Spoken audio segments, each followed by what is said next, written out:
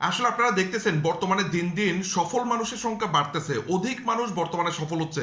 এখন আপনার কাছে সবসময় একটা প্রশ্ন আসে, আসলে কি আমি জীবনে সফল হতে পারবো? আসলে কি আমি জীবনে কিছু করতে পারবো?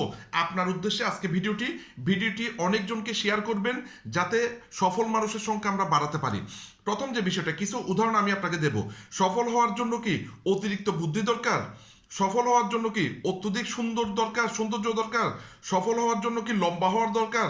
সফল হওয়ার জন্য কি মানে অত্যন্ত মেধাবী হওয়া দরকার? আসলে কিছু না। সফল হওয়ার জন্য ইচ্ছা দরকার। শুধুমাত্র একটা জিনিস যদি আপনার থাকে, ইচ্ছা, তাহলে বাকিগুলো অটোমেটিক সিস্টেমে আপনি করে ফেলতে পারবেন। মানে সফল হওয়ার জন্য ইচ্ছা থাকলে বাকিগুলো আপনি শিখতে পারবেন, নিজেকে আপনি সেভাবে তৈরি করতে পারবেন। আপনি একটু চিন্তা করে দেখেন, সচিন টেন্ডুলকার খাটো, কিন্তু সে ক্রিকেটের সেরা। ঠিক আছে, তাহলে খাটো লোক, মানে আমরা যেটা মনে করি যে ফিটনেস থাকতে হয়, শারীরিক ফিটনেস থাকলে খেলাধুলায় ভালো করে, তো সচিন টেন্ডুলকার কিভাবে সেরা হলো? এরপর মনে করেন মেসি কিন্তু সুস্থ না, আপনারা জানেন মেসি একটু অসুস্থ, এরপরে সে কিভাবে সফল হলো? ঠিক আছে, এরপর মনে করেন বাংলাদেশে বা বিশ্বে এমন অনেক নায়িকা আছে যারা দেখতে খুবই কালো, খুবই বিশ্রী, কিন্তু তারা কিভাবে নায়িকা হলো? এরপর অনেক নায়ক আছে যারা আসলে নায়কের মতো চেহারাও না, যেমন আর্নল্ড সোয়াসনেগার, আমেরিকার, ঠিক আছে, তার চেহারা কিন্তু খুবই বিশ্রী দেখতে, হ্যাঁ, তার নায়কের মতো কোনো চেহারা নেই, কিন্তু সে নায়ক হতে পারছে।